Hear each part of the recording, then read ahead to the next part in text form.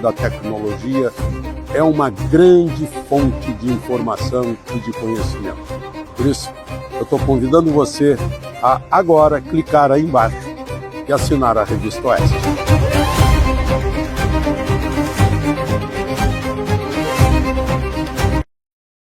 O App Oeste tem uma novidade.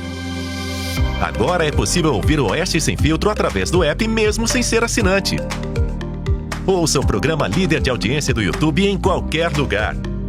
Se você ainda não tem nosso app, é muito fácil instalar. Basta acessar a loja de aplicativos do seu celular, digitar Oeste e pronto, nosso app já vai aparecer. Clique e instale. Ao abri-lo, você será direcionado para a tela principal. Nela, clique em Ouça Oeste Sem Filtro e pronto!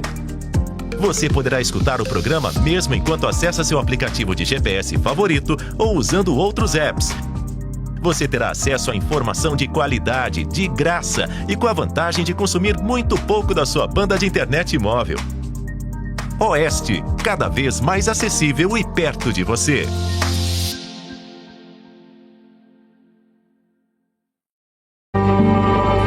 De janeiro de 2023.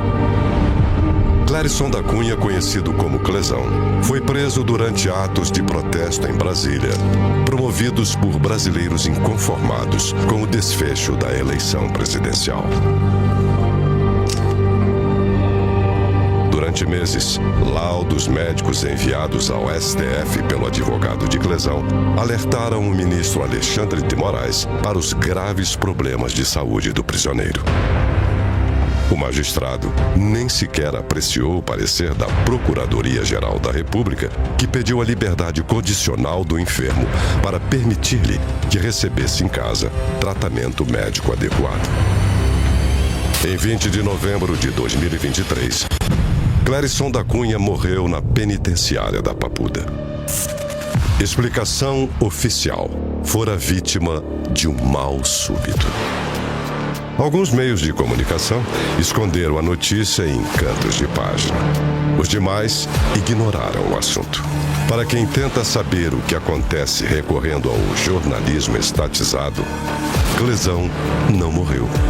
Pior, nunca existiu. A Oeste contou a verdade na reportagem de capa. Oeste, independente, essencial. O Brasil real está aqui.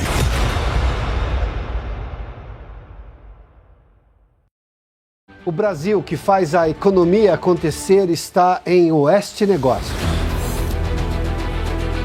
Que o nosso futuro está relacionado a isso aqui que nós estamos falando. Produto que está sendo polido e arrumado ele durante 50 anos. A gente sabe como fazer as coisas darem certo nesse país. Por que eu estou dizendo que isso é tão importante para o Brasil? Empresários, empreendedores, executivos de empresas compartilham suas experiências de investir e crescer no Brasil. O Brasil é um dos poucos lugares do mundo em que se pode crescer 2 dígitos ao ano. Há demanda, há recursos e tem muito talento. É difícil às vezes? É, mas tem muita gente que faz e acontece. Toda segunda-feira, às 8h30 da noite, nos canais da Revista Oeste, tem Oeste Negócios. Comigo, Adalberto Piotto, meus convidados e você.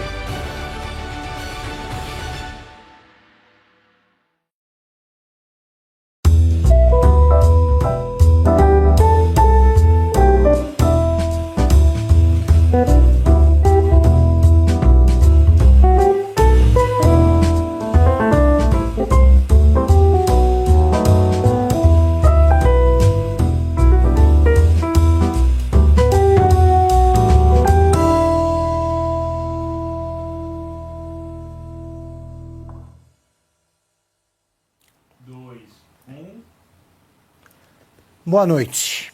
Estamos ao vivo no canal da Revista Oeste no YouTube, nas emissoras de rádio e web rádios de todo o país. Hoje a conversa é com Sebastião Coelho, desembargador aposentado. O jurista Sebastião Coelho da Silva nasceu em Santana do Ipanema, Alagoas, em 15 de maio de 1955. Em 1980, formou-se em Direito pelas Faculdades Metropolitanas Unidas. Em 1991, foi aprovado no concurso de ingresso na magistratura do Distrito Federal. No mesmo ano, tornou-se juiz substituto do Tribunal de Justiça.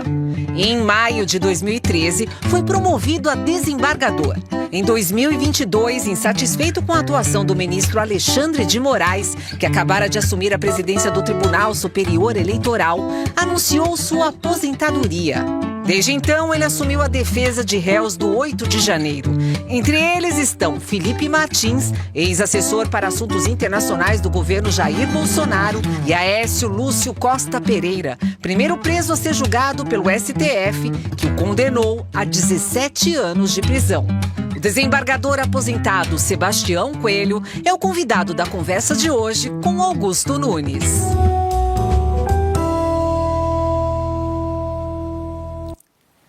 Doutor Sebastião Coelho, muito obrigado pela aceitação do convite. É um prazer revê-lo.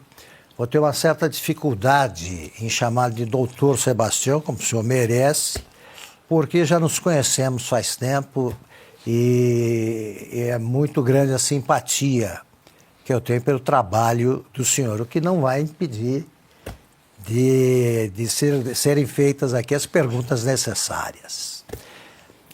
Eu queria apresentar, antes de mais nada, o vídeo que certamente mudou a vida do senhor e tomara que tenha mudado a vida do país também. Eu acho que sim. É o dia em que o senhor se afastou da vida encerrou a vida de desembargador.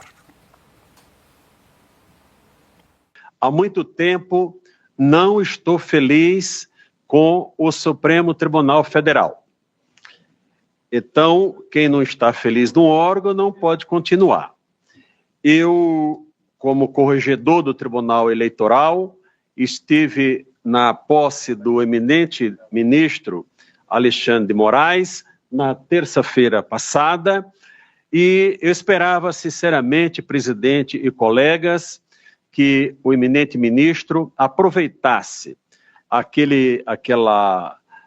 presença dos principais candidatos e dos ex-presidentes da República e do presidente da República para fazer uma conclamação de paz para a nação.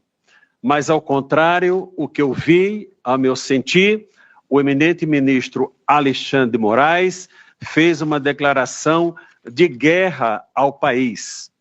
O seu discurso é um discurso que inflama, é um discurso que não agrega, e eu não quero participar desse, senhor presidente. Sebastião, quem sabia dessa decisão que você anunciou aqui? Somente minha esposa. Bom, em primeiro lugar, obrigado pelo convite, Augusto, a alegria de estar aqui com você mais uma vez. Somente a minha esposa e minhas 3 filhas. Eu conversei, após a posse do ministro, já no retorno para casa, já fui pensativo sobre... Você era corregedor. Era o corregedor. Eu não lembrava. Corregedor da Justiça Eleitoral. Eu era vice-presidente e corregedor da Justiça Eleitoral. Perfeito. Então, eu estive naquele auditório onde ocorreu a posse do ministro como presidente. Vi tudo de perto, ninguém me contou nada. Então, no dia seguinte, eu tomei a decisão, conversei com a minha esposa, olha, eu vou aposentar, eu não quero participar. Eu já vislumbrava que nós viveríamos um regime assim, um período autoritário, por conta de uma reunião anterior que eu participei como corregedor com a presença do ministro Alexandre de Moraes, aliás, aqui em São Paulo, no Tribunal Eleitoral. Então, eu conversei com minhas filhas, né, a mais velha não acreditava, né, não, você tem mais quase 9 anos pela frente, né? E no dia isso foi uma terça-feira, essa posse. Na sexta-feira tinha a sessão do nosso Tribunal Pleno, a reunião dos 48 desembargadores. E na sessão ao vivo, eu pedi a palavra já no final para o presidente e anunciei a minha aposentadoria, que é esse vídeo que você acabou de exibir. Eu jamais esperaria que pudesse, para o futuro, dar a repercussão que ele deu. Sim, porque foi a primeira manifestação de descontentamento de uma autoridade do judiciário, né? que até então... É porque tem uma situação, Augusto, descontentamento ele é geral. Ainda hoje, eu disse que uma época que... No judiciário. No judiciário. O juiz hoje tem vergonha. O juiz, eu converso com muito, eu fui líder de associação, presidi minha associação 2 vezes, fui vice-presidente da Associação Nacional. Então, o que o juiz não pode é falar, porque ele é impedido pela lei orgânica da magistratura, ele não pode falar. Os ministros do STF falam, né, mas é uma fala indevida, né? Então, qualquer conversa que eu tenho ainda hoje, o juiz que se aproxima de mim é para reclamar. Sebastião, olha, não está certo o que está acontecendo, e me incentivar a continuar a fazer o que estou fazendo atualmente, que é denunciar as arbitrariedades, o desvio de rota do Supremo Tribunal Federal. Então, o meu objetivo principal é que o Supremo Tribunal Federal volte a ser somente uma corte de justiça e não uma corte política onde os ministros ficam falando todo o tempo. Eles são quase comentaristas políticos, né, Augusto? Então, isso não está certo. Sebastião, fazia quanto tempo você levou para chegar a essa decisão? Você, quando toma decisões, você leva alguns dias, algumas horas, porque é uma decisão complicada, mudou tua vida. Sim. Né? Sabia que provocaria alterações no dia a dia da sua família, na vida dos filhos, de todo mundo. Quanto tempo você demora para tomar uma decisão dessa? Eu, no meu caso, não demorei nem 12 horas. Nem 12 horas. 12 horas. Eu saí do TSE por volta de umas 22 horas e na manhã seguinte, tomando café com a minha esposa, já estava decidido de que eu iria aposentar. Você sempre foi assim, desde garoto, tomar decisões rápidas? Augusto, eu sempre fui assim, disposto, né? Sempre fui disposto, porque tem que fazer na hora, você não deve postergar. Ou tem que ser feito hoje, tem que fazer hoje, não é? Até porque decisões, ainda mais de juiz, a decisão tardia é uma decisão ruim. A pior decisão é aquela que não acontece para a parte que está esperando, né? Então, sempre procurei ser dentro das possibilidades o mais rápido possível. Sem precipitação. Sem precipitação. Se o juiz ele não pode, ele vive até uma angústia, né? Porque quando você pega alguma causa, você já mais ou menos tem uma ideia do que vai acontecer. E você tem que ficar em silêncio com aquilo, guardar, não é? Então, tem que amadurecer, você não pode dar decisão precipitada. Por isso que decisões liminares, elas são muito, causam muito impacto e às vezes algumas decisões são tomadas liminares sem pensamento amadurecido. E o juiz não pode decidir assim, ele tem que amadurecer e verificar qual a consequência da sua decisão. Não preocupação com desagradar, isso não, porque sempre ele vai desagradar uma parte.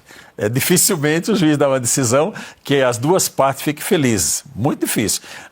Pelo menos 50% ele desagrada. Então eu sempre trabalhei com essa hipótese, nunca tive preocupação em desagradar, se necessário for. Eu sempre falava lá no tribunal, quando tinha alguma polêmica, né? Eu falava, olha, tirando a minha esposa, as pessoas que eu mais gosto são minhas filhas, que eu mais amo. E eu estou acostumado a dizer não para elas a todo momento, né?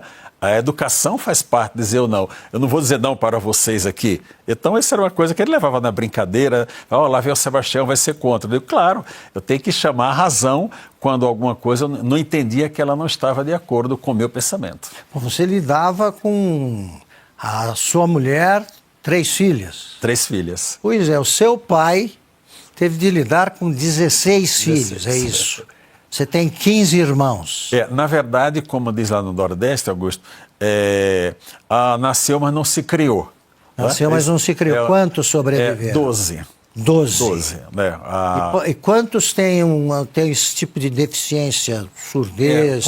4 surdo-mudos, né? Surdo-mudo. Ainda tem um vivo dos surdo-mudos, que eram os mais velhos, né? E 4 surdo-mudos. Minha mãe... e meu pai. Meu pai está aqui. Meu pai é Prígio, trabalhador do DNR. Isso aqui é o sertão de Alagoas. É o sertão de Alagoas. Continue falando do seu pai, por favor, que eu não quero interromper. Ele era o trabalhador da estrada do DNR, né? Onde estrada sem asfalto, né? Consertava, tapava buraco, né? E minha mãe é uma mulher que está vendo ali, dona Arcelina, uma mulher negra, analfabeta. Isso foi até uma falha nossa que podíamos ter dado uma instrução para ela, mas muito jovem, né, sem entender do futuro, né? E esses são meus pais. Quer dizer, você Saudades. vem de uma família que foi pobre. Você conheceu a pobreza. Continua, nasci na pobreza. Eu sou fruto de milagre, né, Augusto? Pois a minha vida é um milagre completo, né? E como é que sobreviviam os 16 filhos? Então, né? meu pai, ele era empregado do DNR. Então, ele tinha um salário, embora um salário pequeno, mas ele tinha um salário. E quando havia estradas de terra. Mas ele era um funcionário fixo, né? Sei. Do DNR, né? Recebia o salário de funcionário do DNR. E meus irmãos, à medida que foram ficando adultos, saíram de Alagoas, vieram todos para São Paulo.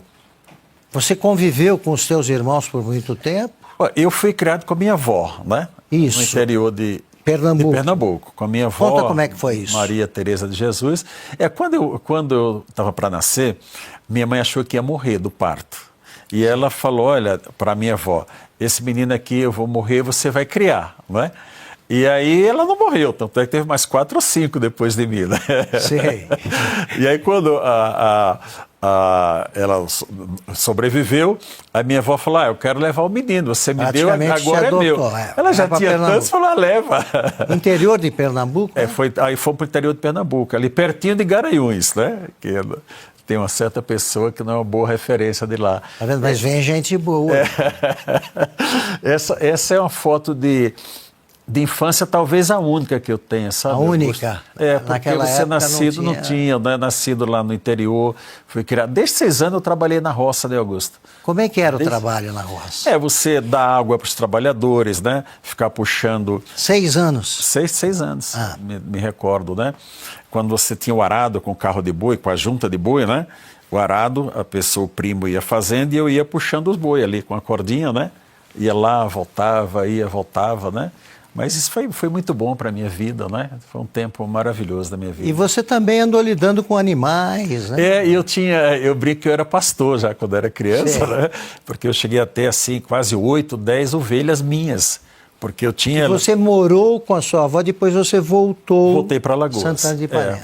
Aí já foi no início de 68, né? Quando eu fui fazer naquela época era que hoje é a 5ª série, né? Isso. Fazia o ginásio da nossa época, Perfeito. Né? Aí eu voltei com meus pais, a minha avó permaneceu lá em Pernambuco e mais um ano e pouco depois ela faleceu. Porque quando ela me pegou para criar, ela já tinha 76 anos.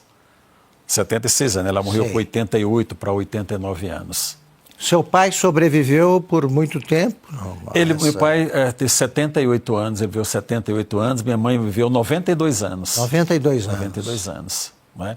Então, as lembranças boas da família, agora, né? Você é meio andarilho também, né? Porque você acabou em Santos, você passou por Santos. Então, eu morava lá em Alagoas e eu tinha um sonho, né? Assim, com relação à advocacia, que se der tempo eu conto, né? E o meu irmão mudo, né? Chegou lá e olhou minha carteira de trabalho, que eu tinha carteira assinada desde 1º, devia ser 2, mas é 1º de janeiro de 1970. Né? Aí meu irmão, eu não aprendi a linguagem de sinais. Linguagem de Libras. Não aprendi. Nós tínhamos a linguagem própria entre nós ali, né? Se comunicava. Se comunicava perfeitamente. Aí ele pegou minha carteira de trabalho, olhou e falou assim, salário muito pouco. Ué? Vamos para São Paulo. Tem gestos que a gente entende direitinho. Aí ele morava em Santos, né? E eu já tinha aquela minha vontade interior de sair de Alagoas, não de sair de Alagoas, eu queria ser advogado, não é? E aí eu pedi, meu pai deixou, eu peguei o ônibus lá e parei em São Paulo e fui para Santos. Cheguei em Santos no dia do aniversário da cidade, não é? Em 1973. E daí a minha vida caminhou. Você começou a fazer a faculdade em Santos? Foi em Santos. Completou em São Paulo? Completei em São Paulo. Como é que você se preparou tão bem aí para superar esses obstáculos aí intelectuais, de formação? Como é que você conseguiu essa formação tão boa diante de tantas dificuldades? Olha, Augusto, eu vou te contar um episódio. Quando eu cheguei em Santos, a minha cunhada Socorro falou para mim assim, Tião, você tem que comprar o jornal para procurar emprego, né? Aí já é na fase da minha formatura de Direito, né? Já é mais à frente. Aí é Sandra, minha esposa, né? Nós nos conhecemos fazendo o cursinho em 1975. Na faculdade, na própria Faculdade de Direito de Santos, foi um cursinho dado pelos alunos. Então nós fizemos o cursinho em outubro, novembro, dezembro, quando foi o vestibular, entramos juntos na faculdade, foi que eu conheci a minha esposa, né, querida. A sua mulher também é advogada? Ela se formou depois de Augusto, que vieram os filhos, né, e nós tivemos que tomar uma decisão. Não daria para pagar a faculdade para os dois, né? Então ela abriu mão, sacrificou pela família, e eu me formei. E depois, quando eu já era juiz em Brasília, ela se formou na faculdade nova, lá ao redor de Brasília, em Valparaíso, que é tudo junto hoje, né? E eu fui professor dela. E você não sei se depois de casado, já você foi para o Amapá. Não, eu andei muito, Augusto. As pessoas perguntam assim, você era militar? Eu digo, não, eu era aventureiro. Ou andarilha. Andarilha. Aí, quando eu me formei em 1980, essa foto que mostrou a minha formatura em 1980, aqui na FMU, em São Paulo. Não é? E aí, em 82, eu trabalhava em empresa, né, com finanças, né? Em 82 eu fiz o exame de ordem e comecei a advogar em Rondônia. Passei o ano de 82 em Rondônia. Lá eu conheci um juiz, que é muito amigo, que era Distrito Federal e Territórios. Mas eu voltei para São Paulo, né? E não me adaptei o ano de 83, e aí liguei para esse juiz em Rondônia. Disseram, não, ele está no Amapá, não ficou no estado com a transformação. Eu não tive dúvida, eu peguei o ônibus, fui até Belém de ônibus, né? De lá ia pegar um barco, mas aí o barco já tinha saído, né? O dinheiro que eu tinha, eu peguei o avião e cheguei no Amapá, fui muito bem recebido por ele. Ele falou, não, Sebastião, vem para cá, a vida aqui é diferente. Era menorzinho o Amapá.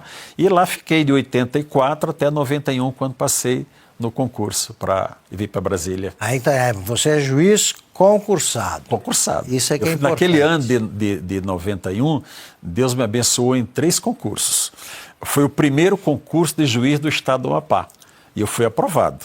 E também, só que a posse lá era 5 de outubro e em Brasília 11 de outubro. Então eu acabei não tomando posse lá no Amapá.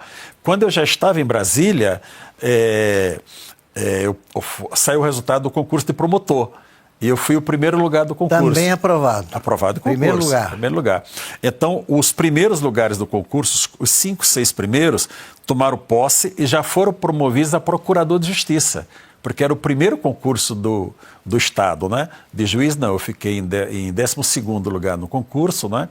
Mas todos da minha turma logo foram desembargadores também. Mas eu cheguei a desembargador primeiro em Brasília do que os da minha turma. Você chegou a julgar processos criminais na vida de desembargador do Tribunal de Justiça do Distrito Federal? Isso acontece, como acontece hoje? Sim. Quando você julgou? Sim. Como é que é julgar aí o destino de uma pessoa? A maior parte da minha carreira foi na Justiça Criminal. Não é? E quando eu fui promovido não tinha vaga, só tinha na turma civil. Sim. Então fiquei uns 5 anos mais ou menos na turma civil. Quando surgiu uma vaga eu fui para a turma criminal. Os meus últimos 5, 6 anos no tribunal foi julgando na parte criminal. Augusto, olha, a própria Bíblia diz o seguinte lá em Romanos, quem não fizer o correto não teme os juízes, não é? A gente tem um conflito inicial, até porque eu vinha da advocacia, não é? Você está acostumado a fazer defesas das pessoas e agora eu estou julgando, né? Mas logo eu entendi que eu sempre fui uma pessoa muito simples para julgar. Eu dava minhas decisões na primeira instância na frente do acusado, ouvia as testemunhas ali, já virava e dizia, olha, o promotor, a promotora fazia as alegações, a defesa também, eu dava a decisão na hora. Então, as situações curiosas que apareciam, né? Dizia, olha, amigo, a prova não é boa para você e você vai ser condenado. Alguns faziam ok, tudo bem, outros choravam, né? Eu dava a sentença na hora ali, né? O pessoal falava assim, por que você faz na hora? Eu digo, olha, porque se eu errar, o tribunal me dá um desconto. Ele deu a sentença na hora. Ele não ficou lá guardando 1 mês, 2 meses, né, Augusto? Então, o julgar é uma situação de muita responsabilidade, porque nós estamos tratando da vida do outro. Tanto você julgar na parte criminal, que é colocar alguém na prisão ou não, como na parte civil, que você pode destruir o patrimônio que uma pessoa construiu ao longo da vida. Então, o juiz ele tem que entender que esse cargo ele é de muita relevância. muita relevância para a sociedade. Não relevância para soberbo, para dizer eu sou juiz, não, isso não.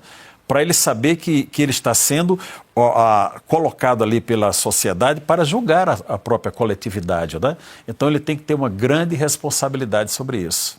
Você teve, diante dessas circunstâncias, você teve tempo para ser criança também? Você brincava no Nordeste? Você jogava futebol? Se divertia com algum brinquedo infantil? Como é que era? Olha, Augusto, uma vez eu fui de Caldas Novas a Brasília conversando com a minha esposa sobre infância.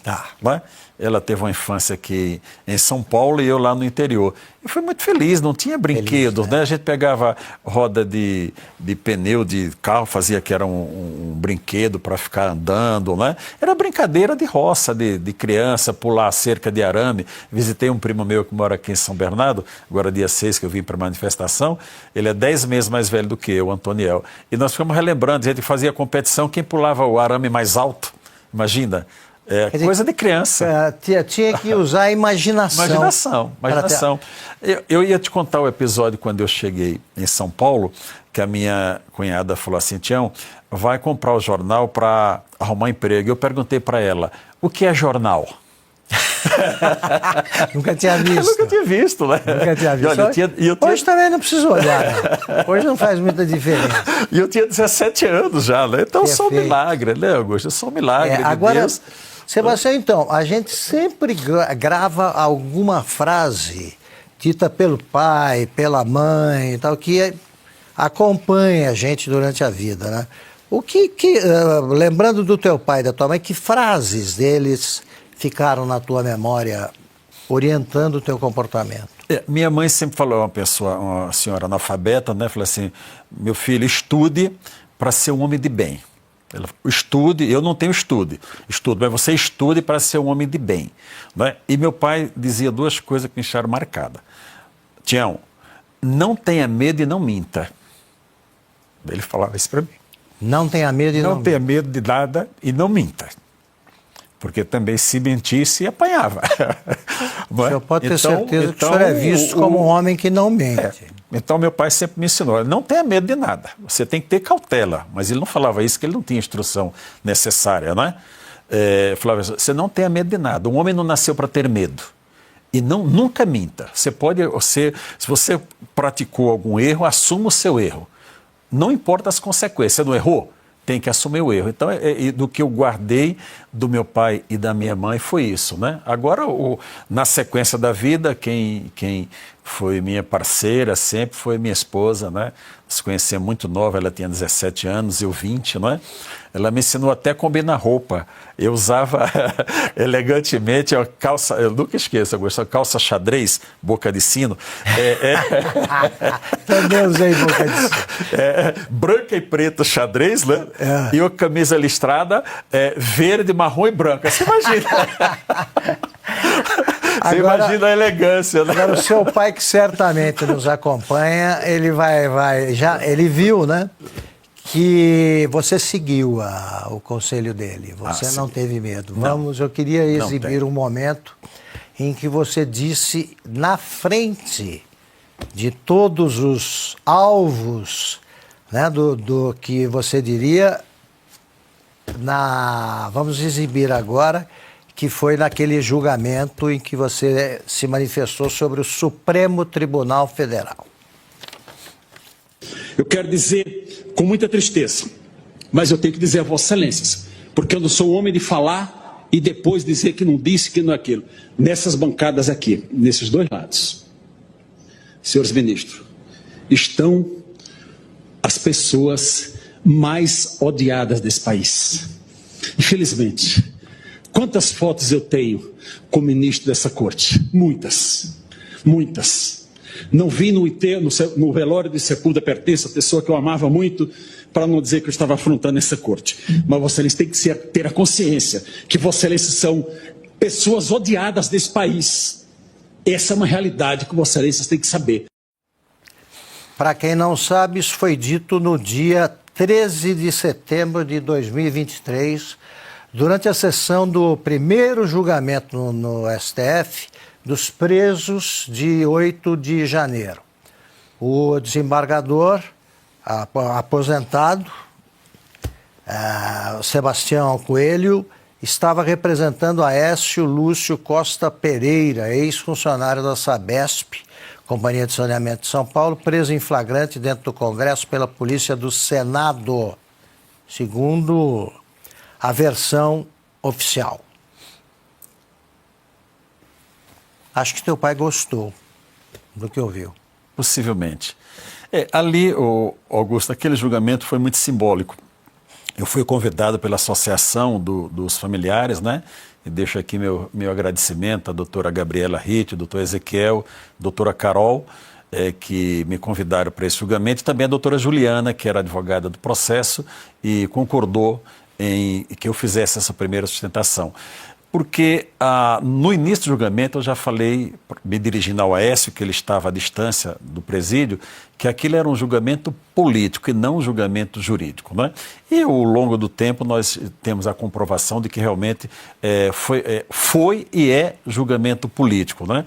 E naquele momento ali, Augusto, eu estava muito revoltado também, porque minutos antes do início da sessão foi aberto um processo contra mim no Conselho Nacional de Justiça. E eu tomei conhecimento, minutos antes de começar, o procurador da República Geral, que estava em atuação lá, estava falando. E o colega falou assim: então, Sebastião, você ouviu essa notícia? Eu falei: não, é bom ou ruim? Ele falou: porque eu fui falar, né? Doutor Edson, até dou um abraço para o Edson. Eu falei: então fala logo. Ele mostrou. Então achei aquilo uma intimidação. Você foi acusado do quê? De dizer não, a verdade? Ele abriu o processo para ver se eu era financiador dos atos do 8 de janeiro, né? E essa foi a motivação da abertura do processo, né? Só que ele deu a decisão às 7 e pouco da manhã e uns 5 minutos depois da decisão dele, já estava no jornal. Não vou citar o jornal, mas já estava num grande jornal, né?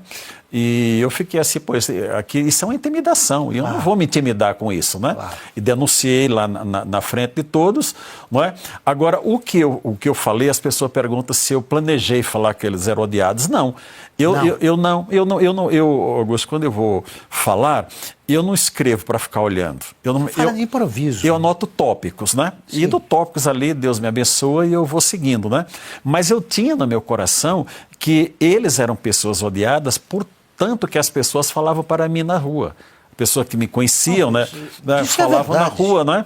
De muitas sessões, audiências que eu participei também, especialmente agradeço ao senador Girão, que me colocou em várias audiências públicas lá no Senado, né? E eu tinha aquilo no coração. Então, juntando o processo que foi aberto contra mim, o que eu já tinha acumulado e também a questão dos oficiais da Polícia Militar do Distrito Federal, né? Porque eu fui assim instrutor de alguns deles, não na academia, naquele grupo, mas de curso superior e tudo mais, não é? Era pessoa do meu relacionamento. E eles estavam sem salário, sabe, Augusto? Ele simplesmente tirou o salário daquelas pessoas, teve que fazer vaquinha para a sobrevivência daquelas famílias. Então eu disse lá que aquilo era tortura. Sim. Eu falei para eles e me dirigi ao ministro Alexandre de Moraes e disse: olha, ministro, retirar o salário de uma pessoa sem uma condenação, isso é tortura. Não é? Então aquilo ali saiu na hora, aquela fala, não é? Eu até fui questionado esses dias quando fui preso lá no Supremo, né? Que tentaram me enquadrar, dizendo, o senhor já falou. Eu digo, olha, daquela minha fala ficou essa que eu disse que eles eram odiados. Mas naquele dia lá, eles eram pouco odiados. Hoje eles são muito mais odiados, Augusto, eu não tenho dúvida. Digo isso com tristeza. O juiz ele não precisa ser amado nem odiado. Ele tem que a pessoa olhar e respeitar. Eu posso julgar uma pessoa, encontrar com essa pessoa na rua e saber que ela não vai me hostilizar.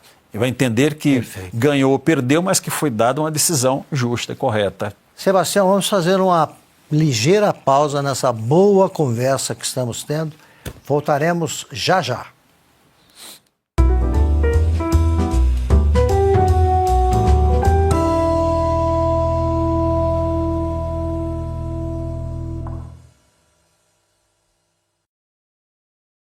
O sonho de visitar países europeus, ou até mesmo de morar na Europa, certamente já passou pela sua cabeça, não é mesmo?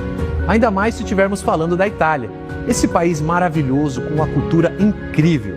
Ser cidadão italiano te dará acesso aos 27 países da União Europeia, a 194 países sem necessidade de visto, incluindo os Estados Unidos. Acesso às melhores universidades da Europa a custo zero para você e para sua família.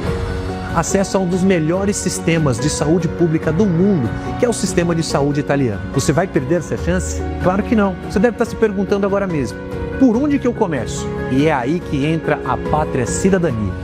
Nós somos especializados há mais de 9 anos a reconhecer o direito à cidadania italiana e portuguesa. São mais de 9.000 cidadanias reconhecidas, sem nenhum único processo ser indeferido. Isso é mais segurança para você e para sua família nesse reconhecimento. Para isso, é só você entrar em contato agora mesmo com um dos nossos especialistas no 0800 100 3047 ou apontar a câmera para o QR Code que aparece aqui na tela e você irá iniciar o seu processo e a sua jornada de maneira fluida aqui com a Pátria, do início até o fim. Entre em contato agora mesmo no 0800 100 3047 e inicie a sua jornada rumo à cidadania italiana. Seja muito bem-vindo à Pátria Cidadania.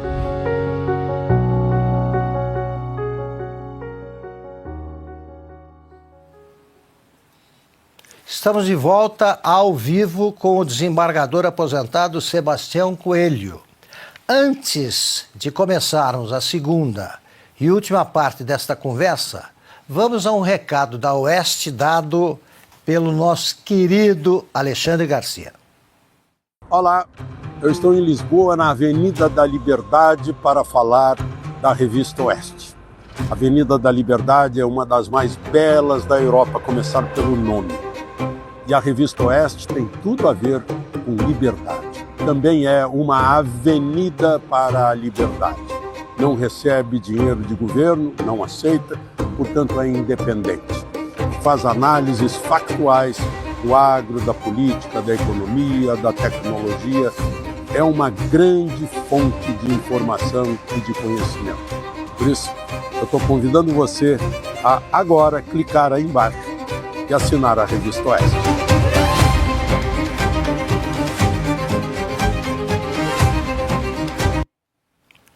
Para assinar a Oeste é só ligar para o telefone que aparece na sua tela ou apontar o seu aparelho telefônico para o QR Code que você também está vendo aí na tela. Sebastião, vamos retomar a conversa aqui. A reação de novo, a reação do como é que eu direi? Não é um tribunal, porque é um tribunal que está a favor do examinado. Mas como é que a sua família reagiu à constatação de que de que os 11 homens mais odiados do Brasil são os ministros do Supremo? Com surpresa, não é? Com surpresa, né? Mas a minha filha mais velha, Carolina, falou: pai, esse é você. Esse é você, né? A minha filha do meio é Cristina, né? Que foi quem me ajudou a começar Instagram, essa coisa toda. Ela é funcionária do Ministério Público, concursada também. Não é? A Carolina é professora, já para deixar registrado, viu, filha? Não brigue comigo, né? Perfeito. É professora, a Cristina é funcionária do Ministério Público, então ela me apoia, mas ela tem um medo da bichinha. Ela fala assim: ai, pai, como é que você vai falar isso? Tá muito bem de pai e de mãe, mas pai e mãe. E a mais nova, ela é servidora do Conselho Nacional de Justiça. Ela é concursada do primeiro concurso do Conselho Nacional de Justiça. Essa família aí, essa família querida, família. Meus netos, Pedro, Samuel, Tiago, Isadora, né? Tem essa todos minha família. Os motivos a família aí para se orgulhar. Esse é o motivo. Do nosso entrevistado. Eu sou suspeito para falar, porque o Sebastião é meu amigo. Aí a razão da minha vida, a minha família, é por eles que eu luto e pela minha pátria, né? Essa minha querida família, que eu agradeço demais, amo, beijo no coração de todos vocês. E a mais nova, ela fala assim: pai, eu estou em negação com você. Ela não conversa, sempre foi assim. Ela foi delegada de polícia muito novinha, com 22 anos de idade, né? Tudo por concurso público, e aqui não tem... Isso é ótimo registrar. Lá em casa não tem carteirada. Não é o caso, é o caso de vários ministros. Ela lá... todas por concurso público. A mais velha é professora, né? Então ela é sempre nas melhores escolas, né? Dando aula. Esteve aqui em São Paulo por 3 anos, retornou para Brasília agora, né? Então nós sempre nós ensinamos o seguinte: cada um constrói o seu próprio caminho.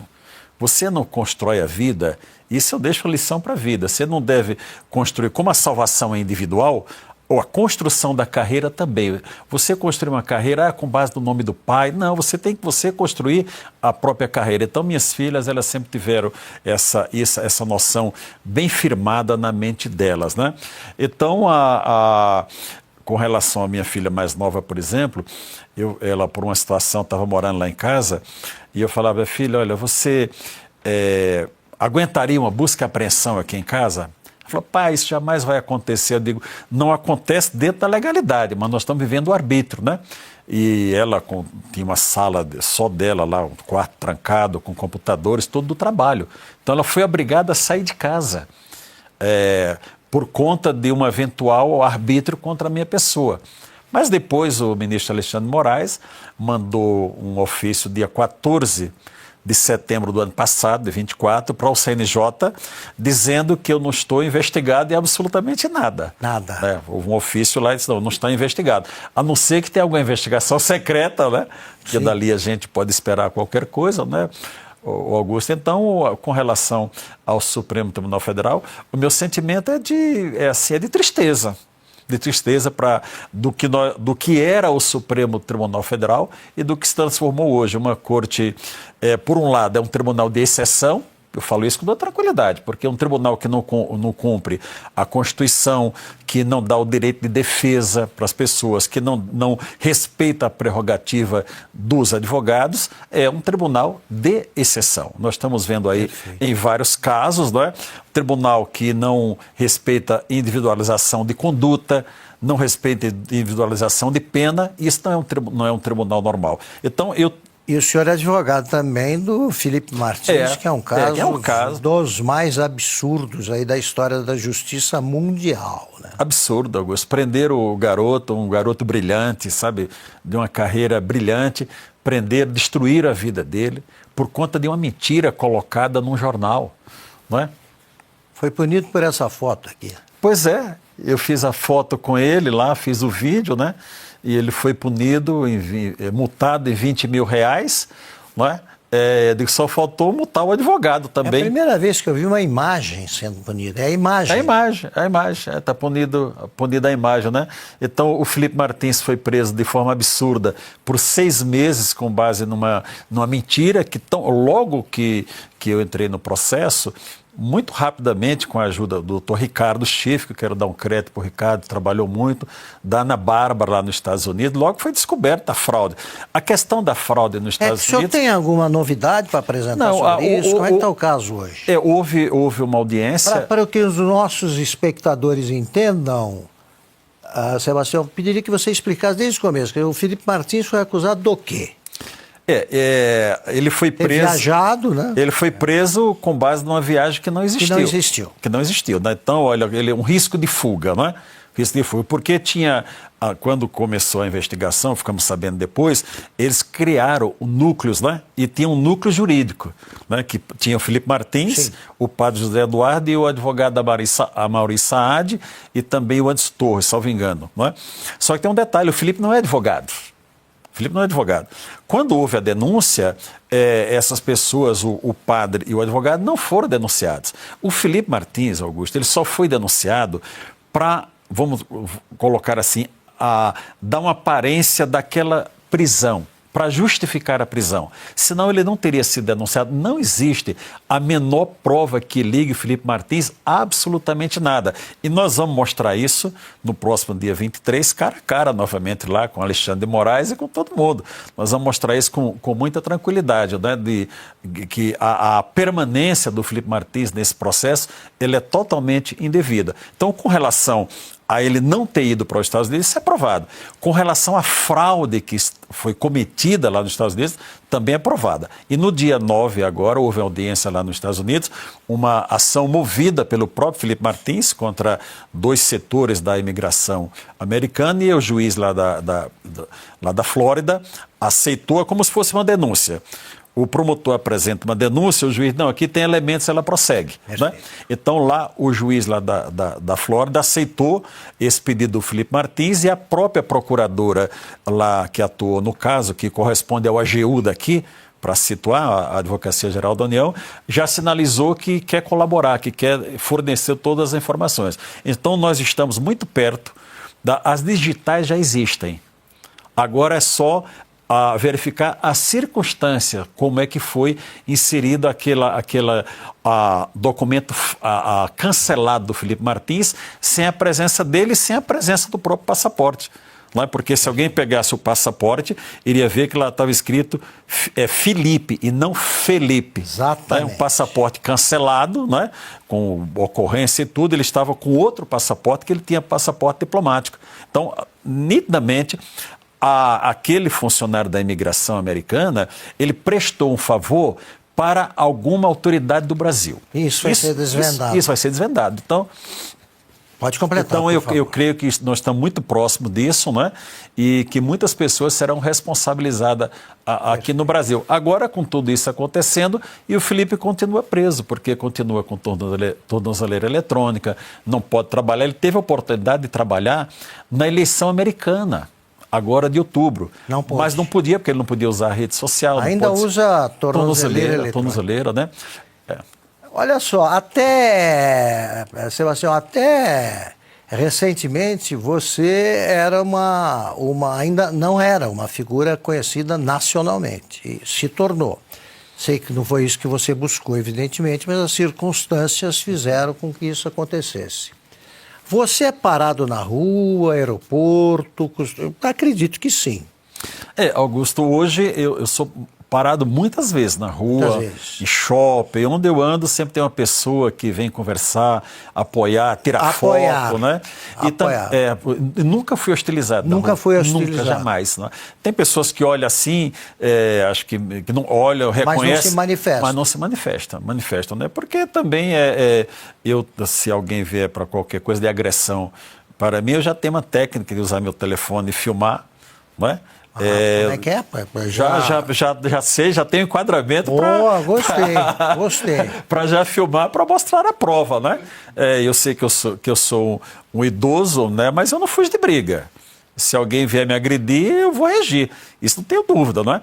Mas, com toda sinceridade, nunca fui hostilizado na rua, nunca fui ameaçado. As pessoas perguntam assim, Sebastião, já recebeu recados de ministro? Não, nunca recebi nenhum recado. O resultado da briga, Sebastião, isso é secundário, porque a gente não pode recusar a briga. Aí é que fica feio. Né? Então não tem problema. Também não vão querer que a gente ganhe de qualquer garoto aí. Não tem problema. Agora, Sebastião, eu na minha infância, a justiça para mim era o juiz de direito que às 2 da tarde, depois do almoço, subia, passava pela rua onde eu morava, em Taquaritinga, e de terno, muito bem vestido, sempre doutor Enio Bastos de Barros, que depois seria desembargador do Tribunal de Justiça de São Paulo, um grande jurista. E a molecada que estava jogando futebol imediatamente reagia como suspeito, porque a justiça era séria ali. Então a gente parava o jogo, podia bater a bola lá enlamear o terno do juiz. Então todo mundo se recolhia para cá, deixava passar a justiça. E a gente tinha respeito pela justiça, porque sabia que o juiz era um homem justo e que examinava as coisas como devia. Como é que foi o seu primeiro contato? Qual foi a sua primeira ideia de justiça quando você era garoto? Moleque ali em Alagoas, em Pernambuco, você pensava que um dia faria parte do aparelho judiciário? Como é que era? Não, Augusto, meu primeiro contato foi em Alagoas, né? Alagoas. Alagoas. O juiz da cidade, doutor Francisco Pinheiro, né? Ele era o diretor do ginásio onde eu era office boy. Sei. E ele me deu uma enquadrada uma vez, né? Dizendo que, moleque, você bagunçou lá o tribunal do júri. Eu não fiz aquilo, né? E eu falei para ele assim, doutor, eu não fiz isso. Quem fez foi fulano, fulano, fulano, naquela reação, não é? Claro. Mas eu não fiz isso, não é? O senhor pode me prender, mas o senhor está sendo injusto, porque eu não fiz isso. Ele chamou a secretária e ela disse, não, o Tião, ele não mente. Augusto, eu era o pagador do salário dos professores. O dinheiro... Você distribuía. Botava o dinheiro no envelope, ia na casa de cada professor entregar, ganhava a minha gorjeta lá, entendeu? Eu era feliz de pagamento. Tinha o meu e o que eu recebia. Então, eu era uma pessoa assim de confiança, mesmo sendo um garoto, né? Então, esse foi um primeiro contato, né? Houve um outro episódio lá também que sumiu uma vitrola lá do ginásio, né? Quem foi o acusado de ser o ladrão? Eu.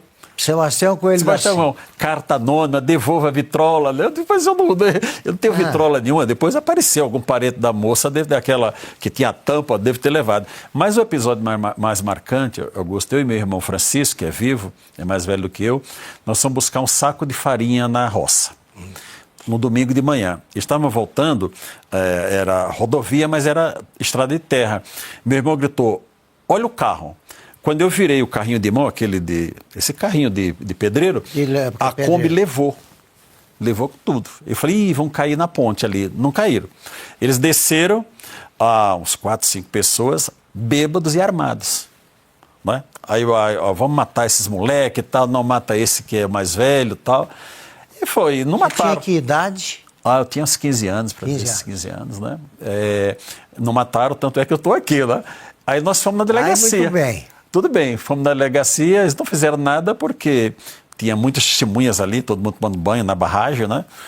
Fomos na delegacia, chegamos na polícia, né? Tinha lá um moço que hoje eu sei que era sargento, né? Sentado, tranquilo. Meu irmão contou a história, né? Ele assim, levantou. Quem fez isso? Bravo, eu digo, opa, agora eles vão ver, né? Quando meu irmão falou que ele virou assim, e vocês querem que eu faça o quê com os donos da cidade? Aí, os donos da cidade. Donos da cidade. Daquelas pessoas importantes, né? Sim, a gente donos sabe. De comércio e tal, né? Claro. Então ficou por isso mesmo, né? Então aquilo ali, tudo me causou assim, um grande revolta interior, né? Eu digo, não, eu vou ser advogado. E eu assistia júri ali, eu gostava, né?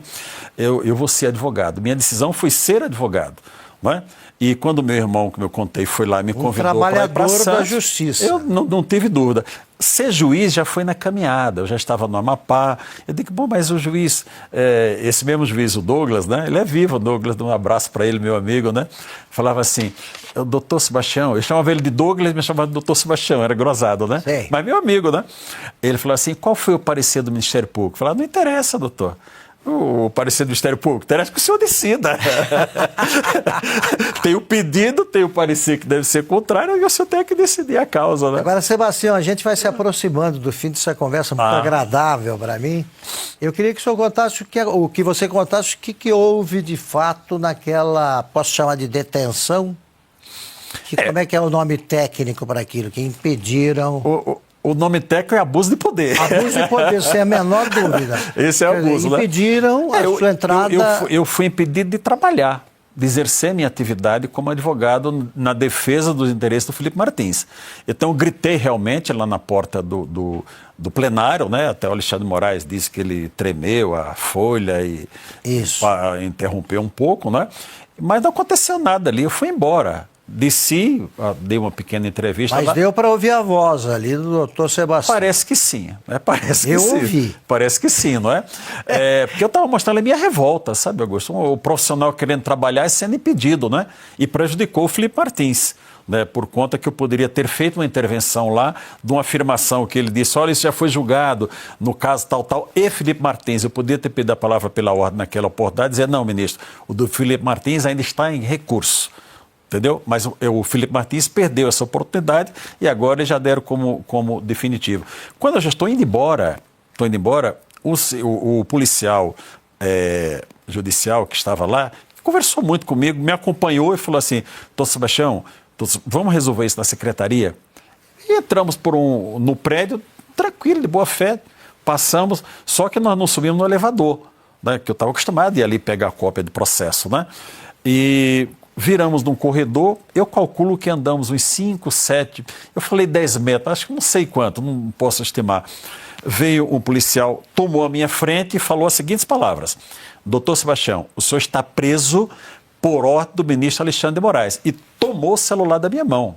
Tomou com força, arrancou da minha mão e pediu do meu colega também.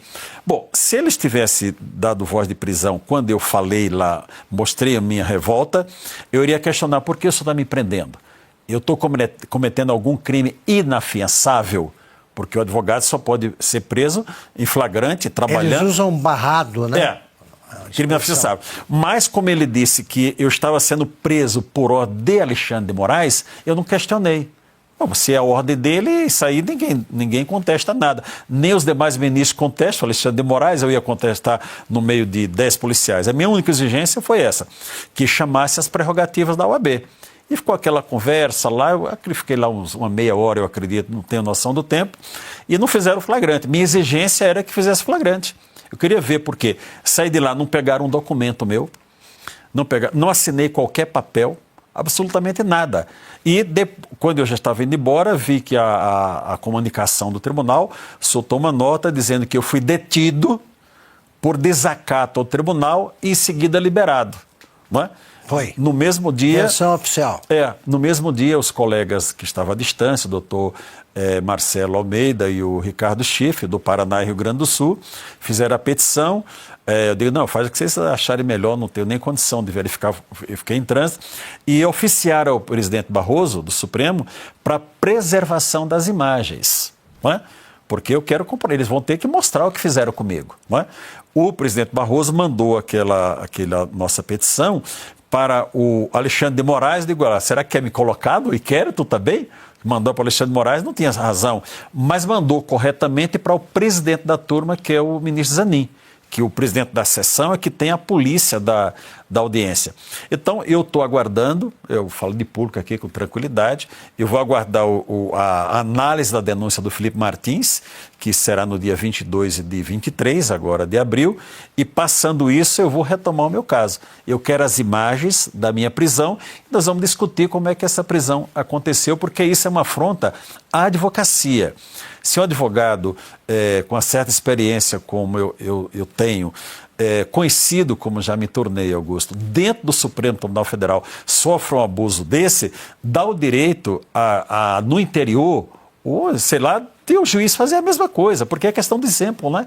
Você pega o exemplo lá de cima. E o exemplo que o Supremo Tribunal Federal passa para a sociedade é um exemplo péssimo nas suas decisões e na conduta dos ministros. Mais do que a decisão, Augusto, você pode questionar a decisão, mas é a decisão judicial, mas a conduta dos ministros. Eles ficam falando, tem 2, 3 ali que falam todos os dias, comentaristas, né? Comenta sobre todo assunto do país, sobre o governo, né? Então, eu digo, e com tristeza, mas eu digo, o fator de instabilidade do nosso país tem nome, Supremo Tribunal Federal. Eles são os causadores da instabilidade no nosso país. Fazer então uma última pergunta, Sebastião. Você, que é evidentemente um homem muito honesto e equilibrado e tal, há exageros nos chamados penduricalhos recebidos, junto com o salário, pelos funcionários do Poder Judiciário? Olha, o grande erro de tudo isso, Augusto, foi quando, não lembro quando teve a reforma do Judiciário, em 2003, 2013, né, que foi criado o subsídio para a magistratura. Aquilo foi uma coisa boa. Você tem um subsídio e não tem penduricalho, né? Mas o subsídio, a Constituição diz que o juiz ele tem a irredutibilidade de vencimentos. São 3 garantias, essa é uma delas. Irredutibilidade do vencimento. Ou seja, você teria que ter o seu vencimento e ter a correção daquele vencimento a cada ano. Só que não acontece a correção. Então, a verdade é que os tribunais arrumam uma forma de compensar os magistrados de uma outra maneira, né? No nosso caso, em Brasília, nós temos a remuneração da União. O juiz de Brasília, a remuneração ela é federal, segue o mesmo rito da Justiça Federal, da Justiça do Trabalho. É diferente dos estados. Os estados ganham bem, ganham melhor, porque são leis estaduais que são tratadas com as Assembleias Legislativas. Mas no nosso caso da União, tudo passa pelo Congresso Nacional. Não é? E uma grande armadilha é colocar o subsídio do ministro do Supremo Tribunal Federal como teto da magistratura. E hoje todo mundo quer ganhar o teto, né? Hoje não tem mais o mérito, né? Você entra... É o teto. Você entra, um juiz substituto hoje em Brasília, que não tem trâncias, né? Você entra, você ganha o mesmo que um desembargador de 30 anos. Você não dá tempo ainda de te perguntar o seguinte, você deve ter sido convidado, estar sendo convidado para alguma candidatura. Você pretende disputar algum cargo político? Augusto, eu quero o bem do meu país, sabe? E o nosso país tem um líder chamado Jair Messias Bolsonaro. Eu tenho convite, né? 4 partidos me convidaram para disputar as eleições em Brasília no próximo ano, né?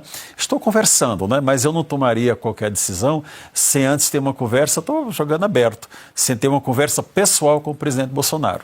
Porque nós somos alinhados no mesmo pensamento, no mesmo propósito pelo bem do Brasil, né? Então, eu não tenho assim, Augusto, anseio por cargo. O cargo eu era desembargador, podia ter ficado mais quase 9 anos, né? Já era vice-presidente e corregedor do Tribunal Eleitoral por escolha dos meus colegas, né? E possivelmente poderia chegar também à administração do próprio Tribunal de Justiça. Então, eu não tenho questão com cargo.